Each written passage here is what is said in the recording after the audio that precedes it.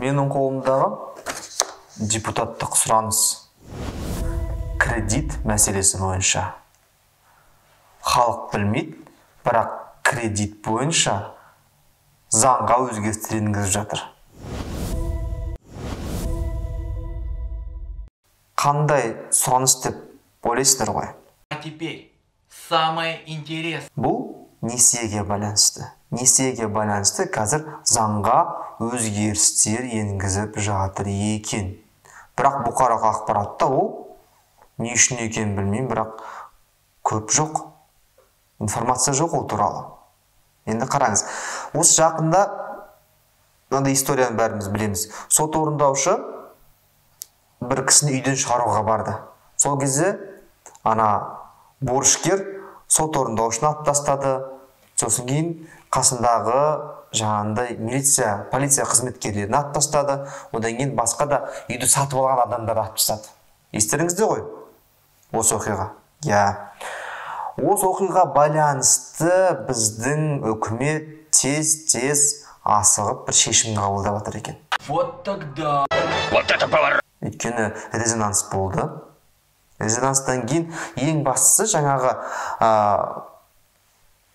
атыс болғаннан кейін елдер айтқан жоқ. Мысалы, не үшін оның мылтығы бар қолында, адам өлтірді ғой деген сияқты. Керісінше адам өлтірген адамға жанашырлық танытты. Яғни банктық жүйе, сот орындаушы кісіні сондай жағдайға әкелді деген комментарийлер көп болды. Яғни халықтың ішінде уже бұған банкке, халыққа, жалпы мемлекетке сенбеушілік пайда болған деген сөз. Яғни бұл несие мәселесі жетер жеріне жетті. Енді бірдеңе өзгерту керек. Осыған байланысты біздің депутатымыз өзінің сұранысын жібереді. Ұлттық банкке және қаржы нарығын реттеу агенттігіне. Қандай сұраныс дейсіз ғой? Осы жерде мұқият тыңдайық. Сұранысты былай дейді. Біздің бірінші заңды айтайын. Біздің Қазақстан Республикасының банк және банк қызметі туралы заңының 34 бабының 6-1 тармағы бар. Сол 6-1 тармағына сәйкес қазір шығады, барлық текст шығады. 6-1 тармағына сәйкес былай делінген. Сіз төлемей қоясыз ғой. Просрочкаға шығасыз ғой. Шыққан күннен бастап, төлемеген күннен бастап 90 күн өткен соң тұрақсыздық айыбы, айыппұл, өсімпұл және осы қарыздар бойынша қандай да қызмет көрсету бойынша жаңағындай алым алуға тыйым салынады. Яғни бұл не деген сөз?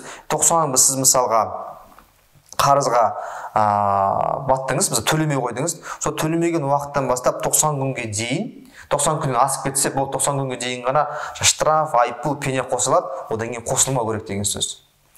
Ал депутат не дейді? Осы уақытқа тек қана айыппұлды емес, сонымен қатар вознаграждение дейді ғой, өсімпұл, вознаграждение, соны да тоқтатсын. Негізгі қарызы тоқтатылсын деген сұраныс жасап отыр. Яғни бұл өте жақсы, өте тиімді. Егер сіз просрочкаға шықсаңыз, мысалға 3 ай болды, 3 айдан кейін сіздің неустойка пеняңызды тоқтау керек болады. Сонымен қатар үстіне қосатын проценттер, пайыздары да тоқтау керек болады. Яғни неустойка тоқтайды, пайыздары да тоқтау керек болады. Яғни бұл депутаттың айтып отырғаны дұрыс. Онымен қатар біздің Қазақстан Республикасы президенті де осы туралы айтқан. Бірнеше рет айтқан. Яғни біздің қарыздық нагрузкамыз өте көп, қарыз бойынша адамдар өте көп, солардың сұрақтарын шешілсін деген. Ал қазір біз нені қарап отырмыз? Абсолютно бездействие. Яғни біздің құқық қорғау органдары, қадағалау органдарынан ешқандай бір осы іс бойынша бір заңға қатысты өзінің әрекетін қосымша өзінің үлесін салып жатқан жоқ. Мысалы, бұл іспен нағыз айналысатын кім екенін білесіз бе? Бұл іспен нағыз айналысатын Әбілқасымова Мадина Ерасыл қызы. Ол кім екенін білесіз бе? Ол мына Қазақстан Республикасының қаржы нарығын реттеу және дамыту агенттігінің төрайымы. Яғни тікелей осы кісінің құзырында, тікелей осы кісінің интерес болу керек. Яғни осы заңды қабылдануына. Яғни бұл халыққа пайдалы заң, пайдалы ұсыныс. Яғни 3 ай өтті, 3 айдан кейін бітті. Проценті тоқтау керек, штраф, пене бәрі тоқтау керек. Өте тиімді. Бірақ осы интернеттің ішінде оқып отырсам, статьяға бір тап болдым. Ол жерде былай делінеді. Яғни егер 90 күндік мерзім қоятын болса, 90 күннен кейін ары қарай пайыз қоюға тыйым салынса, онда екінші деңгейлік банктер өзінің адамға несие берген кезде пайыздар өсіп кетуі мүмкін. Себебі борышкер біле тұра заң бар екен, 90 күннен кейін пайыз қосылмайтын. 90 күні күтеді, 90 күн күткеннен кейін барып аз пайызын төлеудің жолын жасайды дейді. Сөйтіп, банк құлдырауға ұшырайды, екінші деңгейдегі банктар. Екінші деңгейдегі банктың бизнесі жүрмей қалады дейді. Сонда түсінбедім. Бұл статьяны жазып отырған қаржы нарығын реттеу агенттігіне байланысты кісі, заңгер. Сонда бұл жерде кімнің құқығын қорғап отыр? Яғни екінші деңгейдің банктың құқығын қорғап отыр ма?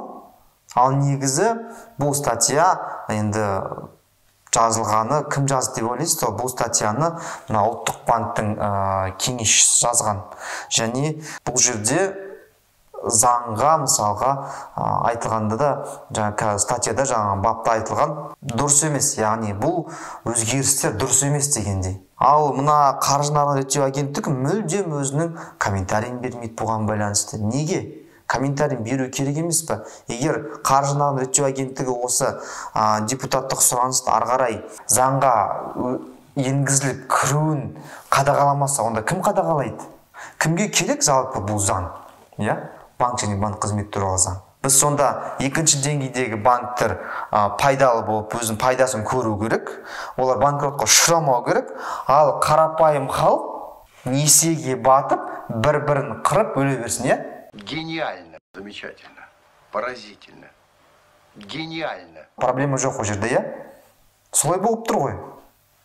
Яғни бұл статьяның ар жағындағы мағынасын түсінбедім. Яғни осы уақытқа шейін банктың жаңағындай құлдырап кеткенін көрдіңіз бе?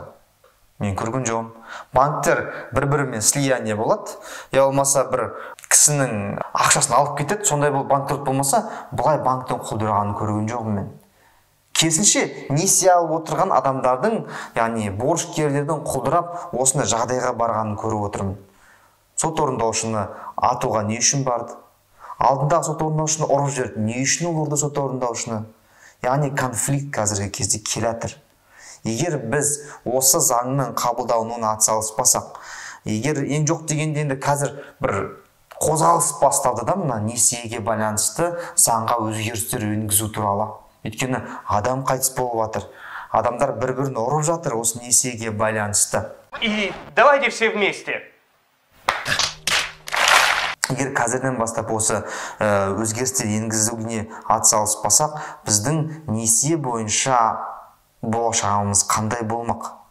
Агенттігі осы несиенің халыққа пайдалы жағын ойлау керек еді, бірақ ешқандай әрекет қабылдап отырған жоқ. Ұлттық банк өзінің жаңағыдай статьясында керісінше екінші деңгейлік банкті қорғап, өзінің ойын пікірін білдіріп отыр. Мысалға осы заңға байланысты. Сіз қалай ойлайсыз?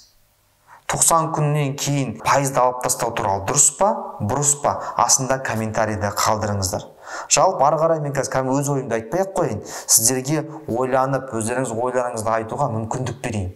Астына комментарий жазыңызшы. Осы өзгерістің енгізуіне сіз келісесіз бе, келіспейсіз бе? Қалай ойлайсыз?